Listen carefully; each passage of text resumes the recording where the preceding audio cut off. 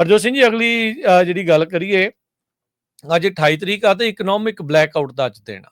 ਸੋ online ਜਿਹੜੇ ਬਹੁਤ ਸਾਰੇ ਅਮਰੀਕਾ ਦੇ ਵਿੱਚ ਲੋਕ ਆ, ਉਹਨਾਂ ਕੰਪਨੀਆਂ ਨੂੰ ਬਲੈਕਆਊਟ ਕਰ ਰਹੇ ਆ। ਉਹਨਾਂ ਨੂੰ ਉਹ ਉੱਥੇ ਕਹਿੰਦੇ ਵੀ ਅੱਜ ਖਰੀਦਦਾਰੀ ਅਸੀਂ ਨਹੀਂ ਕਰਨੀ, ਇਹ ਦਿਖਾਉਣ ਦੇ ਲਈ ਵੀ ਜਿਹੜੇ ਆਮ ਲੋਕਾਂ ਦੇ ਡਾਲਰ ਆ, ਉਹਨਾਂ ਦਾ ਤੁਹਾਡੇ ਉੱਤੇ ਕਿੰਨਾ ਅਸਰ ਜਿਹੜਾ ਉਹ ਹੁੰਦਾ ਆ।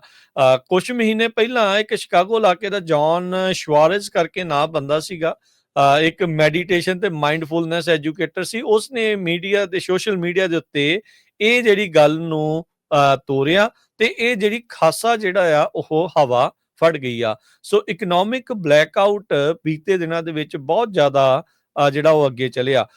ਸਟੀਵਨ ਕਿੰਗ ਵਰਗੇ ਜਿਹੜੇ ਆਥਰ ਨੇ, ਉਹਨਾਂ ਨੇ ਵੀ ਕਿਹਾ we don't buy stuff on February 28th, money is the only thing they understand.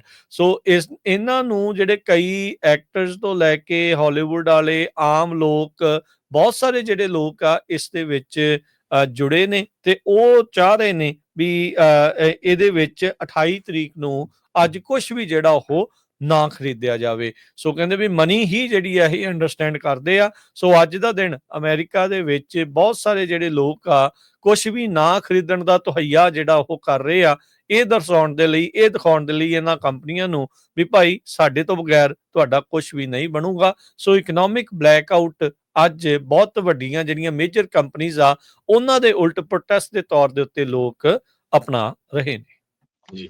ਸੋ ਬਿਲਕੁਲ DEI ਨੂੰ ਲੈ ਕੇ ਬਹੁਤ ਜ਼ਿਆਦਾ ਖਾਸ ਕਰਕੇ ਜਿਹੜੀ ਲਤੀਨੋ ਕਮਿਊਨਿਟੀ ਆ, ਉਹ ਬਹੁਤ ਸੋਸ਼ਲ ਮੀਡੀਆ ਤੇ ਐਕਟਿਵ ਆ। ਇਹਦਾ ਅਸਰ ਕਿੰਨਾ ਕੁ ਹੁੰਦਾ, ਮੈਂ ਤੁਹਾਨੂੰ ਦੱਸਦਾ ਵੀ ਕੱਲ ਇੱਕ ਮੇਰੇ ਵਾਕਫ ਬੰਦੇ ਸੀ, ਉਹਨਾਂ ਦਾ ਸਟੋਰ ਆ।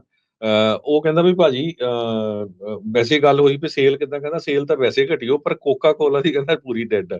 ਮੈਂ ਕੀ ਚੱਕਰ ਹੋਇਆ, ਕਹਿੰਦਾ ਵੀ 50-60 ਬੋਤਲਾਂ ਰੋਜ਼ ਵਿਕਦੀਆਂ ਸੀ ਤੇ ਹੁਣ ਸਿਰਫ 2-3 ਰਹਿ ਗਈਆਂ। ਕਹਿੰਦਾ ਉਹ ਵੀ ਕੋਈ ਗੋਰੇ ਗਾਰੇ ਜਾਂ ਕੋਈ ਹੋਵੇ ਉਹ ਲੈਂਦੇ, ਵੀ ਮਕਸੀਕਿਆਂ ਨੇ ਤਾਂ ਟੋਟਲੀ ਲੈਣੀ ਬੰਦ ਕੀਤੀ। ਦੇਖ ਲਓ ਕਿੰਨਾ ਅਸਰ ਆ। ਹਾਂਜੀ, ਸੋ ਇਹ ਇੱਕ ਛੋਟੇ ਜਿਹੇ ਸਟੋਰ ਦੀ ਮੈਂ ਤੁਹਾਨੂੰ ਦੱਸ ਰਿਹਾ। ਸੋ ਇਹਦਾ ਜਿਹੜਾ ਅਸਰ ਆ ਬਿਲਕੁਲ ਪੈਂਦਾ ਹੈਗਾ। ਸੋ ਹੁਣ ਕੁਛ ਕੁ ਆਪਾਂ ਇਮੀਗ੍ਰੇਸ਼ਨ ਨੂੰ ਲੈ ਕੇ ਜੇ ਗੱਲਬਾਤ ਕਰਦੇ ਜਾਈਏ, ਬਹੁਤ ਜਿਸ ਤਰ੍ਹਾਂ ਸਾਡੇ ਸਰੋਤੇ ਕਹਿੰਦੇ ਸੀ ਵੀ ਕਈ ਵਾਰੀ ਕੰਟਰਾਡਿਕਟਿੰਗ ਹੁੰਦੀਆਂ ਹੈਗੀਆਂ ਸਾਡੀਆਂ ਖਬਰਾਂ ਵੀ, ਪਰ ਉਹ ਆ ਵੀ ਟਰੰਪ ਹੁਣਾਂ ਦੀਆਂ ਜਿੱਦਾਂ ਖਬਰਾਂ, ਟਰੰਪ ਹੁਣੀ ਇੱਕ ਕਹਿਤਾ, ਦੂਜੇ ਦਿਨ ਕਹਿਤਾ ਵੀ ਨਹੀਂ ਜੀ ਮੈਨੂੰ ਤਾਂ ਪਤਾ ਨਹੀਂ, ਮੈਂ ਕਹਿਤਾ ਵੀ ਜ਼ਲੰਸਕੀ ਹੁਣੀ ਡਿਕਟੇਟਰ ਹੈਗੇ ਕਿ ਨਹੀਂ। ਜੋ ਕੁਝ ਨਿਊਜ਼ਪੇਪਰ 'ਚ ਹੁੰਦਾ ਉਹੀ ਆਪਾਂ ਤੁਹਾਡੇ ਨਾਲ ਸਾਂਝੀ ਕਰਦੇ ਹਾਂ।